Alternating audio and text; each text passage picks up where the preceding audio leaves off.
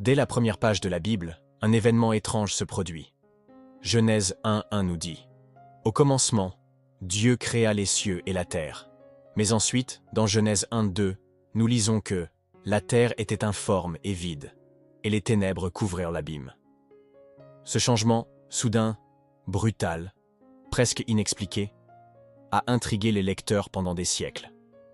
Comment une chose créée par Dieu peut-elle être informe et vide juste après l'avoir créée? S'est-il produit quelque chose entre ces deux versets dont on ne nous a jamais parlé? Avant de commencer, j'ai une petite requête. Si ces mystères vous touchent, si vous pensez que la Genèse est plus riche que ce qu'on nous a dit, alors montrez-nous votre soutien. Aimez cette vidéo, laissez un commentaire avec vos réflexions, abonnez-vous à la chaîne et partagez ce message avec quelqu'un qui en a besoin. Votre engagement nous aide à atteindre davantage de personnes avides de vérité. Maintenant, découvrons ce qui se cache entre les tout premiers versets de la Bible. De nombreux érudits et maîtres de l'Antiquité ont remarqué que cette lacune pourrait ne pas être qu'un simple style littéraire, mais plutôt une porte ouverte sur un chapitre caché de l'histoire. Un moment où quelque chose de profond s'est produit. C'est comme si un événement majeur s'était produit entre le verset 1 et le verset 2, mais n'avait jamais été consigné ou avait été intentionnellement supprimé. Certains l'appellent même le chapitre perdu de la Genèse. Si c'est vrai, alors qu'est-ce qui a été effacé de nos Écritures? Et pourquoi serait-il caché? Pour le découvrir, il faut remonter à la langue originale de la Genèse. En hébreu, l'expression « informe et vide » se dit « tohu vabohu ». Ces mots ne signifient pas seulement vide, ils décrivent souvent quelque chose en ruine, détruit. Ils apparaissent dans d'autres parties de la Bible pour décrire le chaos, la désolation, voire le jugement divin. Ce seul fait suggère que le monde du verset 2 pourrait ne pas être la création originelle, mais plutôt les conséquences d'une catastrophe. Aurait-il pu y avoir un monde avant le nôtre? Cela nous amène à une théorie connue sous le nom de théorie de l'intervalle. Elle suggère qu'il s'est écoulé une longue période, peut-être des millions d'années, entre Genèse 1:1 et 1:2. Durant cette période, un monde entier aurait pu exister. Un monde qui a ensuite été jugé et détruit avant même le début des 6 jours de la création. Ce n'est pas une simple spéculation. Cette idée a été soutenue par les premiers penseurs chrétiens, les rabbins de l'Antiquité et même les théologiens du XIXe siècle. Si cette théorie est vraie, alors Adam et Ève ne furent pas les premiers êtres à fouler la terre. Si un monde a réellement existé avant celui que nous connaissons, que lui est-il arrivé? Et surtout, qui y vivait?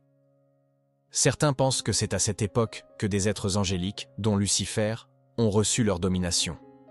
Ésaïe 14 et Ézéchiel 28 semblent faire allusion à de puissants personnages célestes qui régnaient sur des royaumes, marchaient parmi des pierres de feu, puis tombaient en disgrâce.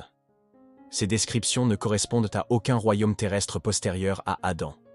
Seraient-elles les échos d'une époque oubliée, une ère qui s'est achevée en ruine et a été ensevelie entre deux versets?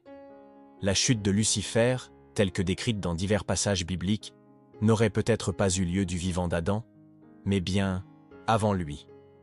Selon cette théorie, Lucifer aurait mené une rébellion dans ce monde antique, provoquant une destruction qui aurait contraint Dieu à rendre un jugement. Le chaos, les ténèbres et le vide décrits dans Genèse 1:2 seraient alors les conséquences de cette guerre, un jugement céleste qui aurait transformé une création autrefois magnifique en un désert. Cela changerait tout. Le premier verset de la Bible parlerait de la création, et le second, de la destruction. Cela explique aussi pourquoi, lorsque Dieu entame le processus de création en 6 jours, il ne crée pas les cieux et la terre à partir de rien. Ils existent déjà, mais en ruine. Dieu dit simplement que la lumière soit. Il ne dit pas que la terre soit ou que le monde soit, car le cadre existe déjà. Il suffit de le restaurer. Se pourrait-il que Genèse 1 ne parle pas de la création originelle, mais de la reconstruction d'un monde autrefois jugé? Cette théorie ne se retrouve pas seulement dans la théologie chrétienne. De nombreux textes juifs anciens mentionnent également des mondes antérieurs à celui-ci. Le Talmud parle de « mondes que Dieu a créés et détruits avant le nôtre ». Les premiers mystiques croyaient qu'il existait des ères entières, des âges cosmiques, qui se succédaient, chacune se terminant par un jugement avant que Dieu ne crée ce que nous connaissons aujourd'hui.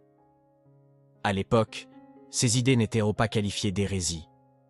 Elles étaient considérées comme une sagesse, profonde et cachée, une connaissance trop vaste pour le lecteur ordinaire.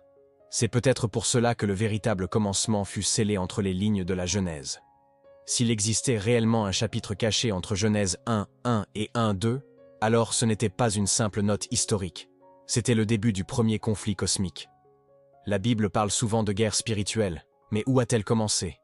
Si la rébellion de Lucifer a eu lieu avant Adam, alors la terre sur laquelle nous vivons, aujourd'hui pourrait être le résultat de cette guerre ancienne. Les ténèbres mentionnées dans Genèse 1:2 pourraient ne pas être seulement physiques, elles symboliseraient les ténèbres spirituelles qui ont recouvert le monde après une chute massive du ciel. Certains penseurs chrétiens de l'Antiquité croyaient que ce chapitre secret avait été intentionnellement voilé par Dieu. Non pas pour tromper, mais pour protéger. L'humanité, encore balbutiante, n'était peut-être pas prête à comprendre ce qui l'avait précédé. L'histoire d'Adam et Ève a marqué notre commencement, mais pas celui de toute la création. Il y a peut-être eu des dirigeants, des civilisations, et même des temples avant l'Éden. Et tout cela a été effacé lorsque Dieu a prononcé son jugement. Genèse 1:3 serait alors la première étincelle de miséricorde après une chute oubliée. Cela expliquerait aussi pourquoi le serpent était déjà en Éden, rusé et prêt à tromper. Il n'est pas apparu de nulle part. Il avait une histoire. Un passé antérieur à Adam. Si ce serpent est vraiment un symbole de Satan, alors comment a-t-il pu chuter avant même la création de l'homme? La réponse se trouve peut-être dans ce chapitre manquant.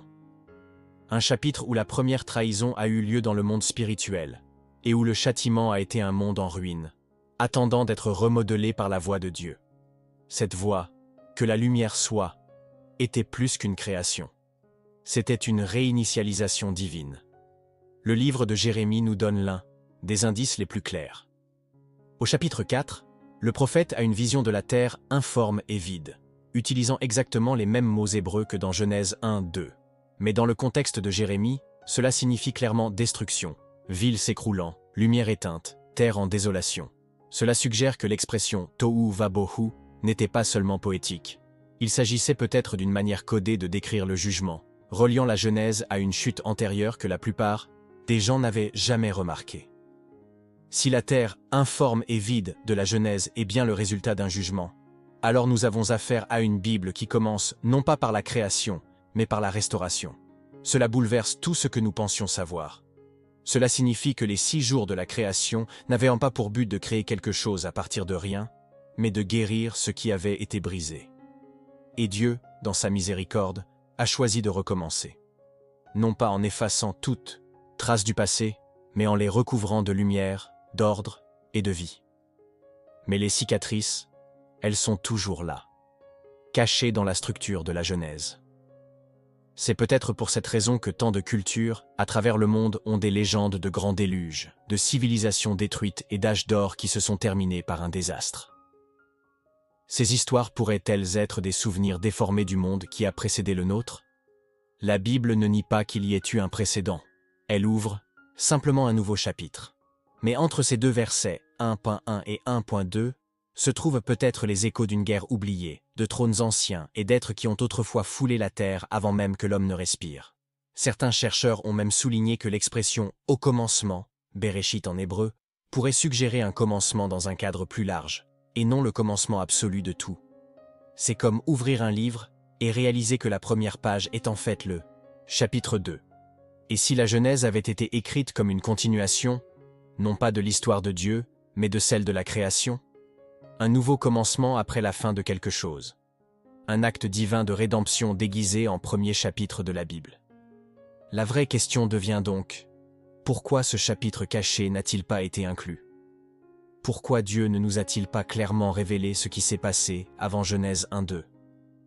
Peut-être l'a-t-il fait, mais pas de la manière attendue. Peut-être, la vérité était-elle dispersée entre prophètes, psaumes et visions apocalyptiques, et seuls ceux qui cherchent profondément, à travers les Écritures et le temps, commencent à voir le tableau. L'image d'un Dieu qui ne se contente pas de créer, mais qui reconstruit, qui restaure ce qui a été perdu, et dont les plus grands mystères ne se trouvent pas dans ce qui est dit, mais dans ce qui n'est pas dit. Il y a quelque chose de puissant dans l'idée que Dieu commence la Bible par un silence. Entre deux versets, une époque entière a peut-être passé. Et pourtant, les Écritures avancent avec détermination, comme pour nous inviter à une recherche plus profonde. À quoi ressemblait le monde avant que la lumière ne soit prononcée? Quel genre de vie, ou de jugement, a laissé la terre en ruine? Ces questions ne sont pas réservées aux érudits. Elles façonnent notre compréhension de Dieu, de sa justice et de sa miséricorde. Dans Job 38, Dieu demande à Job « Où étais-tu quand je fondais la terre ?» Mais il parle ensuite de « fils de Dieu » criant de joie et deux étoiles du matin, chantant ensemble. Ce ne sont pas des humains. Ils existaient avant l'humanité. Et s'ils ont été témoins de la création, ils ont dû exister à cette époque cachée, entre les lignes de la Genèse. Leur célébration suggère qu'un événement magnifique s'est produit autrefois, quelque chose qui s'est peut-être transformé en tristesse par la suite, lorsque la rébellion s'est insinuée dans l'ordre céleste. Certains textes anciens, comme le livre d'Enoch, décrivent un royaume où des êtres angéliques interagissaient avec la création bien avant l'histoire humaine. Ces écrits parlent de veilleurs, de messagers divins et de ceux qui ont perdu la grâce. Bien qu'ils ne soient pas inclus dans le canon traditionnel, ces textes font écho à ce que beaucoup soupçonnent. Un temps avant le temps. Une ère qui s'est terminée dans le silence et l'ombre. Les ténèbres de Genèse 1-2 pourraient en être tout ce qu'il en reste, voilant de mystère ce monde perdu. Et pourtant, le silence des Écritures est souvent plus fort que les mots. En ne nous révélant pas tout directement, Dieu nous invite à chercher, à creuser, à interroger.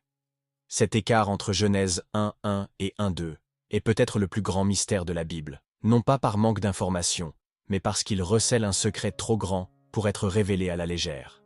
Un secret sur les commencements, les chutes, les restaurations, et un Dieu qui fait toujours jaillir la lumière des ténèbres. La question est, quelle part de ce secret sommes-nous prêts à découvrir? Et si la Bible commençait intentionnellement par un mystère pour nous montrer que la vérité ne vient pas toujours facilement? Cette révélation est un processus qui se dévoile lentement, comme la lumière perçant les ténèbres. Le chapitre caché entre Genèse 1:1 et 1:2 n'est pas seulement une question de chronologie, c'est un avertissement spirituel. Il murmure ce qui arrive lorsque l'ordre divin est rejeté, lorsque l'orgueil surgit et lorsque la création se retourne contre son Créateur. Il nous rappelle qu'avant tout nouveau commencement, il y a souvent un effondrement, une chute si profonde qu'elle rend le monde méconnaissable. Cela confère également une nouvelle profondeur aux 6 jours de la création. Chaque jour ne se résume pas à former le monde naturel. Il s'agit de rétablir la structure divine sur le chaos, la lumière sur les ténèbres, les eaux séparées, la terre rendue visible. Chaque pas de Dieu semble délibéré, comme s'il reconquérait un monde autrefois en ruine. Si la terre a déjà été jugée, alors cet acte de création n'est pas seulement une puissance, c'est une grâce. Dieu n'a pas abandonné ce qui était brisé. Il a choisi de le remodeler, étape par étape, mot pour mot. Même l'Esprit de Dieu planant au-dessus des eaux dans Genèse 1:2 prend un sens nouveau. Pourquoi l'Esprit planerait-il, tel un gardien ou un pleureur, au-dessus d'eaux profondes et chaotiques? Le mot utilisé pour planer est le même que celui utilisé pour décrire un oiseau protégeant ses petits. Il suggère l'attention, la tristesse et l'anticipation. Comme si Dieu était sur le point non seulement de créer, mais aussi de restaurer quelque chose de précieux, quelque chose de perdu. L'esprit planant au-dessus des profondeurs pourrait être le premier signe d'espoir après un jugement divin dont nous n'avons jamais été pleinement informés. Et c'est peut-être pour cela que la Bible commence ainsi, non pas par un paradis parfait, mais par une seconde chance, un monde autrefois détruit, qui a maintenant la possibilité de revivre. L'humanité entre dans l'histoire non pas comme les premiers êtres, mais comme les premiers êtres après la chute. Et cela porte un poids que nous oublions souvent. Nous sommes nés dans un monde déjà touché par la rébellion. La présence du serpent en Éden n'était pas le début du mal, mais la continuation de quelque chose d'ancien, de cosmique, qui a commencé avant le temps tel que nous le connaissons. En considérant la Genèse sous cet angle, le serpent devient plus qu'un simple animal parlant. Il devient un vestige, un écho de cette époque antérieure. Il porte en lui un savoir, une ruse et une rébellion qui n'ont pas commencé en Éden. Il était déjà tombé. Sa tromperie envers Ève n'était pas son premier acte de rébellion. C'était simplement la suite d'une guerre bien plus ancienne, commencée dans les cieux et qui s'est étendue sur la terre. Et Éden, ce magnifique jardin, est devenu le nouveau champ de bataille. C'est pourquoi de nombreux penseurs chrétiens primitifs considéraient la Genèse comme plus qu'un simple récit des commencements. Ils croyaient qu'elle contenait plusieurs niveaux, des vérités visibles pour les simples, et des révélations plus profondes pour ceux qui osaient poser des questions difficiles. Le chapitre manquant entre les versets 1 et 2 n'a pas été simplement effacé. Il a été caché à la vue de tous, attendant ceux qui sauraient en lire les signes. Des signes que l'on trouve dans les mots « ténèbres »,« vide »,« abîme » et « l'esprit planant ». Aucun de ces mots n'appartient à une création toute nouvelle. Ils appartiennent aux ruines d'une chose perdue. Même la science moderne, avec ses théories sur la Terre ancienne et les âges préhumains, fait étrangement écho à l'idée que le monde existait bien avant l'apparition de l'humanité. Si la Bible ne s'appuie pas sur la science pour trouver la vérité, il est fascinant de constater que même des voix profanes suggèrent une histoire bien plus profonde que celle que nous découvrons dans Genèse 1, 3 et suivants. C'est comme si la Terre elle-même se souvenait. Ses rochers, ses profondeurs, son silence, tout cela murmure des choses qui nous ont précédés. Des choses que les Écritures suggèrent, mais n'expliquent jamais complètement. Alors, que devons-nous en conclure? Un monde avant le nôtre, une guerre dans le ciel, un serpent avec un passé, une restauration plutôt qu'une création originelle. Ce ne sont pas que des idées marginales, elles forment un modèle qui relie les points à travers la Bible. Et ce modèle nous mène à une vérité surprenante. Les plus grands mystères des Écritures ne se trouvent pas toujours dans ce qui est écrit clairement. Ils se trouvent dans les lacunes, dans les versets qui semblent trop silencieux, dans les espaces où Dieu nous laisse nous interroger, pour que nous le cherchions encore plus. Plus nous explorons cet écart entre Genèse 1.1 et 1.2, plus nous voyons que Dieu l'a peut-être intentionnellement laissé inexpliqué, non pas pour nous embrouiller, mais pour nous réveiller. La Bible révèle souvent la vérité par ce qu'elle dit et ce qu'elle ne dit pas. Entre ces deux versets se trouve un espace réservé à celui qui cherche, à celui qui est prêt à regarder au-delà des apparences. C'est une pause divine, pleine de sens. Il n'est pas nécessaire de tout crier. Parfois, Dieu murmure, et ceux qui ont suffisamment faim l'entendent. Et c'est peut-être pour cela que certains prophètes anciens parlaient par énigmes et visions. Ézéchiel vit des roues dans des roues. Isaïe vit un trône élevé et élevé, avec des séraphins criant « Saint ». Ce n'étaient pas des images fortuites, c'étaient des aperçus d'un autre royaume, peut-être même d'une autre époque. Une époque antérieure à Adam, une époque où les êtres célestes remplissèrent les cieux, et où la terre faisait partie d'un dessein plus grandiose, invisible. Ce dessein s'est peut-être fissuré, a peut-être été jugé, mais il n'a pas été oublié. Il a été enseveli sous le silence, puis ranimé. Le récit de la création que nous connaissons est magnifique, mais il est aussi semé d'indices. Pourquoi Dieu crée-t-il par étapes? Pourquoi sépare-t-il la lumière des ténèbres dès le premier jour, alors que le soleil n'est créé que le quatrième? Pourquoi mentionner l'abîme comme s'il existait déjà? Ce ne sont pas des contradictions.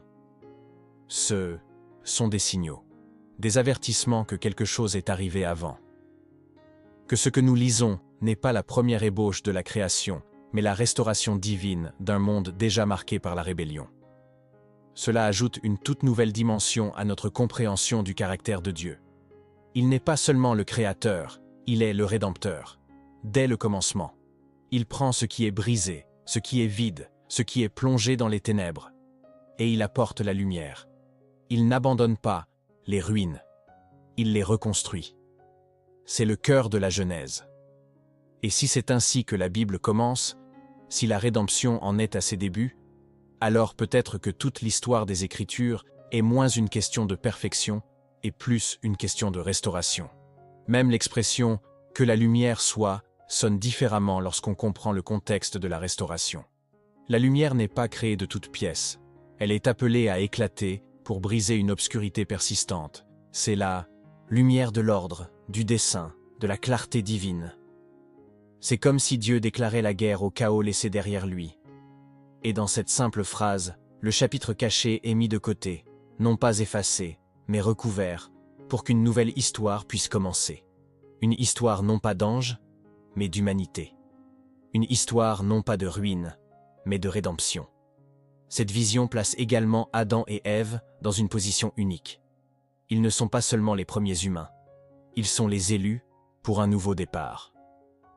Nés dans un monde déjà marqué par des conflits spirituels, le serpent n'était pas leur égal. C'était un vestige d'une époque révolue. Cela rend leur épreuve dans le jardin d'Éden encore plus significative. Ils entrèrent sur un champ de bataille sans le savoir. Un champ de bataille resté silencieux pendant des siècles, attendant le prochain chapitre de l'histoire du libre arbitre et de l'obéissance. Si Dieu a effectivement jugé un monde ancien, cela révèle une part importante de sa justice et de sa patience. Il n'a pas cessé de créer. Il n'a pas abandonné la terre. Il lui a donné une seconde chance. Et il nous l'a donnée, à nous, aux humains. Cette décision est éloquente. Elle montre que même après la plus grande chute, même après la rébellion et la destruction céleste, Dieu est toujours prêt à apporter la lumière. Il croit toujours au commencement, non pas parce que nous en sommes dignes, mais parce que sa nature est miséricorde. Ainsi, entre Genèse 1:1 et 1:2, il y a peut-être plus que du silence. Il y a peut-être du chagrin, des souvenirs, du jugement et de l'espoir. Le chapitre secret ne sera peut-être jamais entièrement écrit dans aucun parchemin. Mais il résonne dans chaque ombre que Dieu transforme en lumière, dans chaque endroit brisé qu'il choisit de restaurer. Et c'est peut-être là le véritable message. Non pas que le passé a été effacé, mais qu'il a été racheté. Et cette rédemption a été si puissante qu'elle est devenue le nouveau départ que nous appelons Genèse. Relire la Genèse sous cet angle ouvre une toute nouvelle dimension spirituelle. Nous cessons de la considérer comme un commencement absolu et comme la restauration divine d'une création déchue. La terre n'était pas nouvelle, elle a été renouvelée. Et cette prise de conscience nous rend humbles, car elle signifie que notre existence s'inscrit dans une histoire bien plus ancienne et plus profonde, qui comprend à la fois la création et l'effondrement, le jugement et la miséricorde. Cela nous rappelle que Dieu ne se contente pas de commencer des histoires, il les achève, même lorsque d'autres ont échoué. Et cela pourrait expliquer pourquoi la Bible est remplie de cycles de chute et de restauration, de l'Éden au déluge, de l'exil d'Israël à la résurrection du Christ. Le schéma est toujours le même. La rébellion mène à la ruine, mais la ruine n'a jamais le dernier mot. Dieu intervient, il parle, il reconstruit, il appelle la lumière. Ce schéma divin n'a pas commencé avec Adam, il a commencé dans le silence devant lui. Dans ce chapitre muet où la première guerre du ciel s'est répandue sur terre et où Dieu a choisi de répondre non pas par la destruction, mais par la lumière. Qu'est-ce qui changerait si nous acceptions cette vérité? Si nous croyions que, dès le commencement, Dieu sauvait déjà la création, que même les premières pages de la Bible portent l'empreinte de la rédemption. Cela signifierait qu'aucune obscurité n'est trop profonde dans nos vies. Aucune ruine n'est trop définitive. Car le Dieu de la Genèse est le même aujourd'hui. Celui qui planait au-dessus du chaos plane toujours sur des vies brisées. Et tout comme il a déjà apporté la lumière dans le vide, il peut le faire à nouveau. Alors, la prochaine fois que vous lirez la Genèse, marquez une pause entre le verset 1 et le verset 2. Laissez le silence parler. Laissez l'obscurité vous rappeler que quelque chose a été perdu. Mais ensuite, laissez la lumière vous rappeler que Dieu n'abandonne jamais ce qu'il a créé. Le chapitre manquant ne sera peut-être jamais retrouvé par les mots, mais sa vérité est inscrite dans les eaux de la terre, au rythme des Écritures et au cœur de chaque âme restaurée.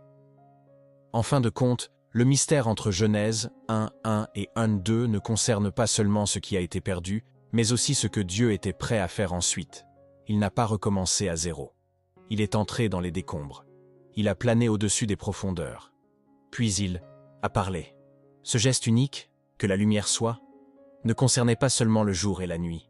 Il s'agissait de repousser les ténèbres spirituelles, de déclarer que la ruine ne serait jamais le dernier chapitre, et de nous montrer que sa voix a encore le pouvoir de ressusciter même les commencements les plus brisés. Cette révélation redéfinit également notre vision du monde dans lequel nous vivons. Peut-être n'a-t-il jamais été conçu pour être un paradis parfait. Peut-être a-t-il toujours été destiné à être un lieu de rédemption. Un espace où les cicatrices d'une chute passée demeurent visibles, non pas pour nous faire honte, mais pour nous rappeler la grâce inébranlable de Dieu. La Terre n'est pas seulement une planète, c'est un témoignage. Un témoin vivant de la justice et de la miséricorde de Dieu agissant ensemble. Et si nous sommes véritablement le second commencement, alors notre existence même est bâtie sur les cendres du premier. Et pourtant, Dieu n'a pas choisi les anges pour reconstruire ce monde. Il nous a choisis, fragiles, imparfaits, et pourtant pleins de potentiel. Voilà le mystère. Non seulement ce qui a été supprimé de la Genèse, mais pourquoi nous avons été intégrés à la suite du récit. Nous ne sommes pas les premiers personnages, mais nous sommes ceux qui sont invités à bien terminer l'histoire. C'est pourquoi comprendre ce qui a précédé est important. Cela nous rend humbles, cela nous réveille, et cela nous prépare au poids de la mission dont nous avons hérité. Alors, si cette vérité brûle dans votre cœur, ne la laissez pas s'éteindre. Tel l'esprit planant au-dessus des eaux, laissez-la éveiller en vous une soif d'en savoir plus. Un désir de marcher dans la lumière qui a jadis percé les ténèbres. Et si ce message vous a touché, comme il a fait chanter les premières étoiles, alors soutenez cette œuvre. Aimez, abonnez-vous, activez la cloche et dites-nous dans les commentaires d'où regardez-vous. Vous faites désormais partie de cette histoire, une histoire qui a commencé dans le silence, mais qui s'achève dans la gloire.